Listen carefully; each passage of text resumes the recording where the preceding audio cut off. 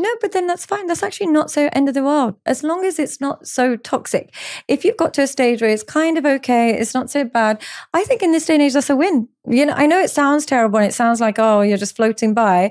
But I think as long as you're avoiding suffering and you're not toxic, if you're after 10 years, you're kind of attracted, kind of admires, some adoration, but it's not unstable, I actually think that's a win. I know that sounds terrible, but I just think that's not a bad, I wouldn't be terrified if I had that. It's only when you never had those to begin with, and then they just gets exaggerated, it usually turns into suffering. Yeah, so unless it's toxic, abusive, exploitative. I think if you don't have it so bad and you don't have any of the deal breakers, I think what happens is people focus so much on like having the highs in a relationship.